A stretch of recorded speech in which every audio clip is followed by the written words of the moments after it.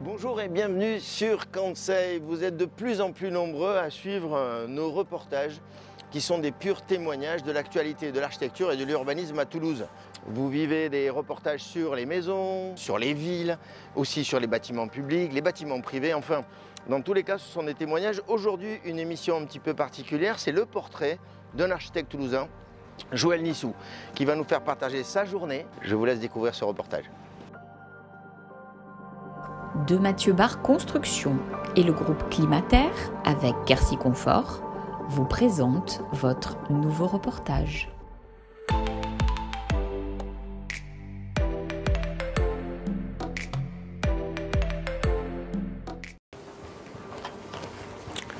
Toc toc. Bonjour Stéphane. Bonjour Joël, merci. De rien. Merci de nous avoir accordé cette journée, dis donc.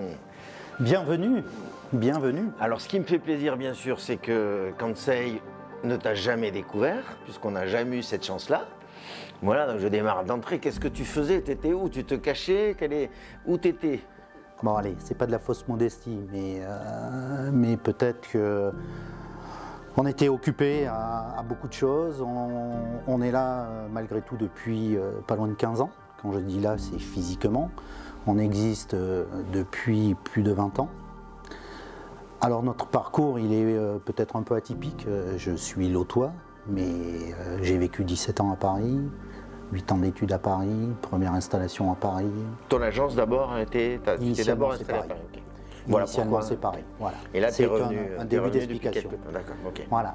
Ce qu'on va voir tout à l'heure sera poétique, rigoureux, inventif. Et du coup, deux questions me viennent. La première, c'est donc des enseignants qui t'ont inspiré quelque part.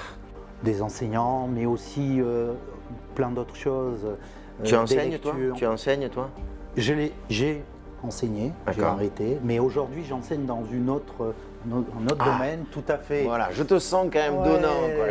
Il y a d'autres domaines qui me passionnent et j'enseigne aujourd'hui dans la plongée. Voilà, pour exemple, je suis moniteur de plongée et si tu veux, au-delà de l'introspection qui paraît évidente, le monde sous-marin est une source d'inspiration multiple et véritable. Magnifique. Véritable inspiration? Oui, forcément. Oui, forcément.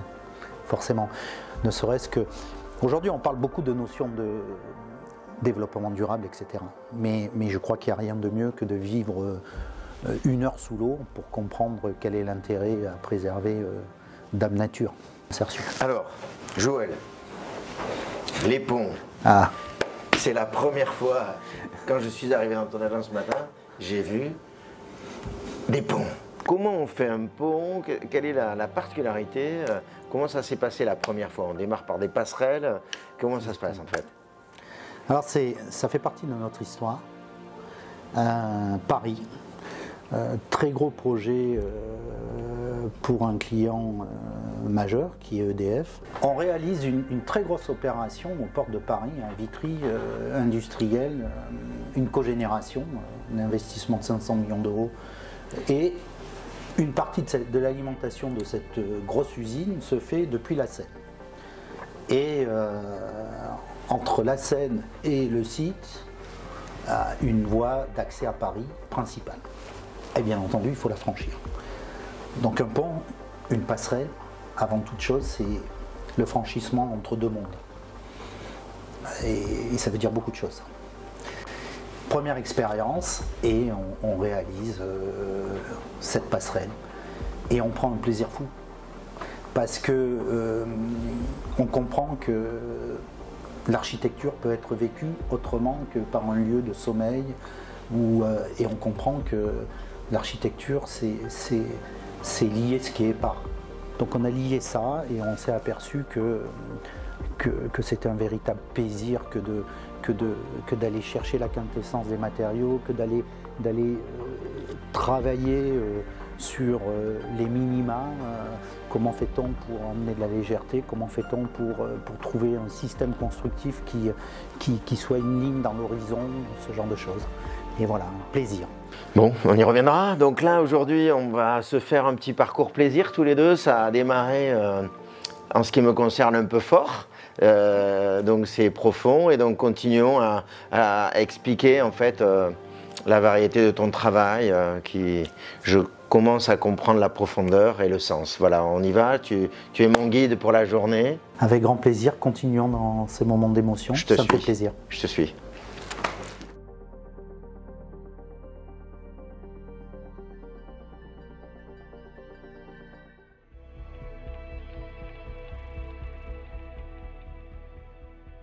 Tu nous crées des quartiers, c'est ça?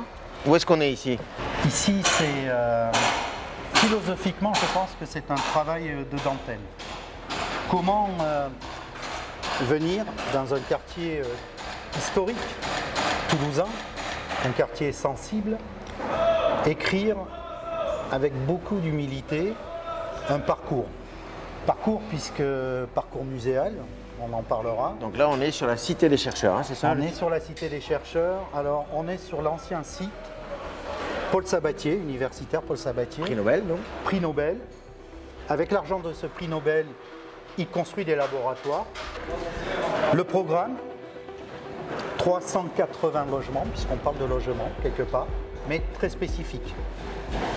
Les logements dédiés à l'enseignement et aux chercheurs. Ici, une partie plus hôtelière demain, courte durée, chercheurs, donc avec des espaces de nuitée dans les étages, mais aussi autour de ces patios, des espaces de réunion, des espaces de concertation, 2 bâtiments neufs, A et B, qui vont enserrer une cour un peu plus minérale, dédiée à des nuitées un peu plus longues, des moyens séjours. Mais le programme est aussi agrémenté avec plus de 1500 m² de Fab Lab au rez-de-chaussée. Donc activité tournée sur l'extérieur, En fait, on invite l'extérieur à venir à l'intérieur. Exactement, Okay. c'est la philosophie. Okay. Un restaurant, une salle de conférence et un grand mot, interpénétration du quartier dans la Cité des chercheurs et vice-versa. Ouverture de la Cité des chercheurs sur la ville et globalement sur ce quartier. Ça me plaît bien. On va vers quel signe là, l'espace? L'espace. Allez. On part à l'espace. Allez. Thomas Pesquet, je crois. Thomas Il Pesquet. est sorti hier Il sera dans pas là. l'espace. Il sera pas là, mais on fait un studio pour lui là-bas.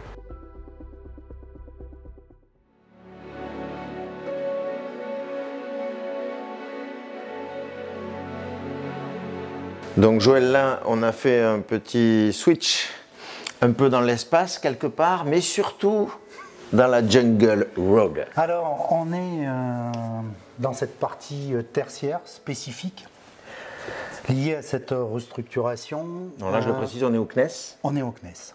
Oui, bien entendu, on est au CNES. Tu as pu le voir, certaines façades d'ailleurs sont assez représentatives puisqu'on a travaillé sur la filtration de la lumière, des apports solaires, en y englobant, y compris le logo du CNES et en travaillant sur cette transparence qui est toujours quelque chose de récurrent dans notre travail. Parce que là, on est dans un bâtiment qui existait et à qui tu redonnes une nouvelle histoire en fait. Hein, mais au-delà d'une histoire, on a voulu intégrer un nouveau concept de travail. C'est-à-dire que le CNES, comme beaucoup d'institutions, travaillait énormément en bureaux fermés. Et aujourd'hui, et le Covid est un catalyseur de ce phénomène, on est souvent sur des notions aussi de bureaux partagés, où on accueille des externes, des gens qui sont de passage pour une journée, mais ou pour un stage, ou une multitude de causes qui font qu'on peut avoir un bureau non attribué, un bureau partagé. Ce que nous avons appelé le principe de la canopée, et que tu as nommé toi Jungle World, en fait, c'est encore une fois de plus un parcours, une liaison, un pont tendu entre la Guyane et le bâtiment mère qui est le bâtiment opérationnel, le bâtiment phare au CNES, ici à Toulouse. Un des éléments importants dans ce hall d'accueil, c'est cette transparence sur cet extérieur dedans-dehors. Exactement. Et puis, bien entendu, ce bâtiment que l'on a créé nous permet justement de s'échapper un peu de ces contraintes structurelles, d'ouvrir les possibles, d'avoir des volumes plus généreux et de travailler beaucoup plus d'apports de lumière, contrôlés certes, mais aussi beaucoup plus d'interactions dedans, dehors, des terrasses, des lieux de communication, des lieux d'échange. Et puis aussi, ça reste un bâtiment symbolique pour le CNES, puisqu'il accueille, on ne peut pas le visiter, mais l'horloge atomique, la maîtresse du temps, celle qui permet aux satellites de pouvoir œuvrer au-dessus de nos têtes. Alors, tu m'as donné envie d'aller un peu plus loin. On va où maintenant, Joël? On traverse.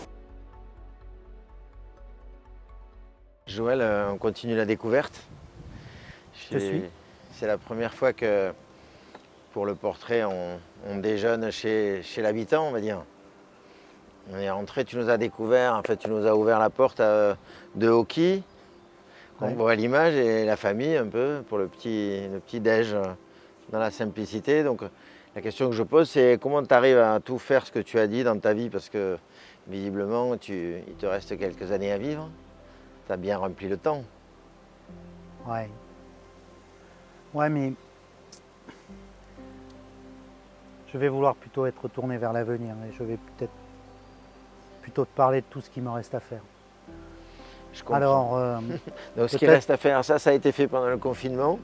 Oui, vrai. De la récup, déjà, on est dans le recyclable. Oui, on voit l'esprit déjà.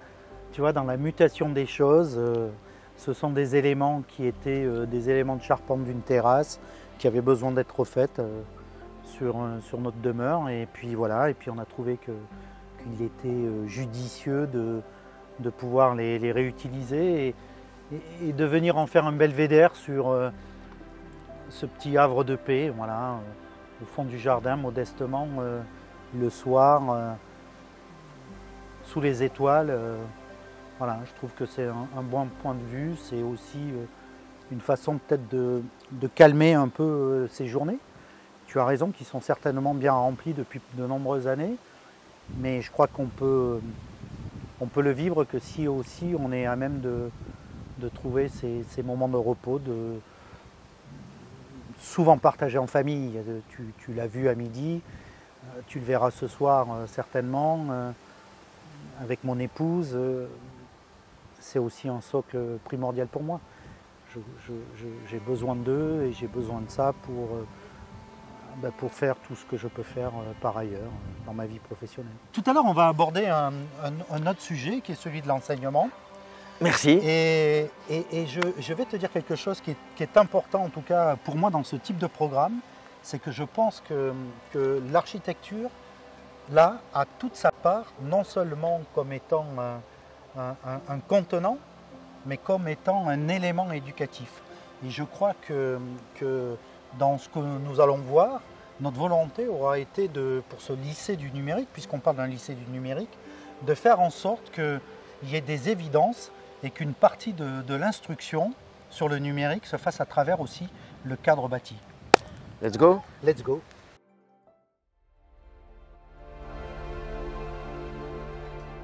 Nous voici ici à Gragnag, face à juste un ouvrage incroyable. Si tu le dis, alors incroyable certes. Certes incroyable parce qu'il fallait oser venir implanter un lycée taillé pour 1800 élèves en périurbain, aux portes de Toulouse. C'est certainement un acte fondateur pour l'aménagement de ce territoire. Là, c'est la région qui donne les moyens en fait aux périurbains, comme tu dis, d'avoir des infrastructures qui leur permettent de garder les gens chez eux en fait. Hein. Clairement. Hein, c'est ça. Clairement. Le projet, il est là, quoi, si on le simplifie. C'est un morceau d'attractivité qui vient s'installer au pied de leur maison. Voilà, clairement. C'est dans la continuité de ce qu'ils retrouvent après le groupe scolaire, après le collège. Voilà. Aux portes de l'enseignement supérieur, ils viennent projeter cet équipement. Et si j'emploie ce terme projeté, bien entendu, tu t'en doutes, il y a du sens par rapport à ce que nous avons réalisé. Parce que nous pensons, et nous avons espoir, que l'écriture de ce bâtiment n'est pas simplement une écriture architecturale, mais c'est une écriture éducative, au sens où ce que nous aimerions, c'est que les élèves qui fréquentent cet établissement soient des élèves qui soient projetés vers le champ des possibles, qui demain s'ouvrira à eux lors de leur apprentissage. Parce que là, on est sur un lycée spécifique numérique. Hein. numérique qui plus est. Alors qui dit numérique, dit justement cette vitesse, cette projection, ce faisceau. Alors on a pu le voir, il y a une covisibilité forte depuis l'autoroute, et cette covisibilité c'est tout simplement trois doigts qui se baladent sur la dalle numérique, ce que nous faisons tous les jours sur nos smartphones. Voilà, c'est une symbolique forte.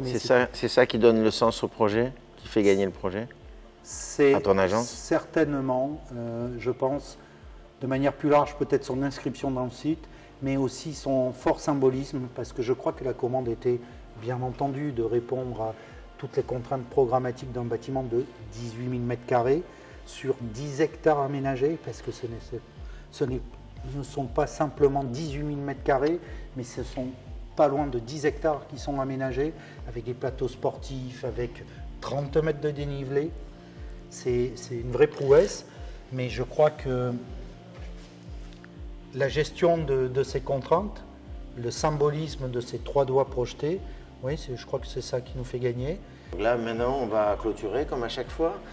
Tu as choisi un endroit pour rencontrer tes partenaires, parce que on en parlera là-bas, mais tu as bien conscience que l'équipe fait le jeu. On va aller retrouver quelques partenaires, puisque j'insiste de manière très, très, très forte sur ce point qui est que si nous sommes souvent des chefs d'orchestre, nous avons besoin de tout un réseau de solistes. Ça va de chefs d'entreprise, en passant par des chefs de chantier, en passant par des compagnons qui œuvrent, en passant par des maîtres d'ouvrage qui s'investissent, en passant par des multitudes de bureaux de contrôle, de bureaux d'études. Et un projet comme celui-ci, comme ce qu'on a vu ou comme ce que nous faisons chaque fois, ce sont véritablement des projets d'équipe. C'est plus qu'à y aller, quoi. Une bien belle journée qui se termine. Il faut bien qu'à un moment donné, il y ait une petite fin. Donc, un endroit un peu magique. Je souhaitais que... Enfin, c'est toi, d'ailleurs, qui a voulu être ici. Quelques symboles, le bateau, sport, les ponts. Les ponts. Un pont. Toulouse. Toulouse. La ville dans laquelle l'eau. Voilà. L'émulation. Pour autant, c'est un terme qui veut dire des choses, quoi. Et l'émulation, c'est un peu... C'est-à-dire que c'est un fil conducteur aussi dans ma vie et dans ma vie professionnelle, quoi. Créer de l'émulation, créer de l'émotion. En tout cas, faire en sorte qu'on ne reste pas neutre, nous, dans notre travail, et les gens qui le vivent. Ta curiosité est insatiable, en fait. Comment tu fonctionnes? Tu vois, ça, c'était pas programmé, mais peut-être que pour imager ma réponse, tu vois, on va simplement écouter un peu, tu vois. Il y a quelques brides de son, pas ceux des avions, mais ceux de Rio Loco. Ça veut dire quoi? Ça veut dire que j'aimerais, en tout cas, et je souhaite rester ouvert à tous ces horizons. Rio Loco, c'est la musique du monde, c'est la world music, c'est peut-être ça qui fait que la Terre est vaste et chaque jour on peut trouver des points d'inspiration. J'ai la chance d'exercer un métier qui est fabuleux, celui de, comme j'ai pu te le dire, celui de bâtir des cadres de vie, des cadres d'émotion, des cadres... Et tout ça, on peut le faire que lorsqu'on ouvre les yeux, lorsqu'on ouvre grandement ses oreilles pour écouter cette diversité et faire en sorte qu'on les relie et puis qu'un jour, reliées entre elles ou mis en opposition, on crée de l'émotion encore une fois. Voilà, c'est ça qui m'anime, créer de l'émotion. Merci Joël. Donc voilà, une journée de plus fantastique grâce à Kansei et grâce surtout à l'architecture, à l'urbanisme, aux gens, aux entreprises, aux décideurs, aux politiques, etc. Voilà, je vous retrouve sur Kansei très bientôt pour d'autres émissions. Salut.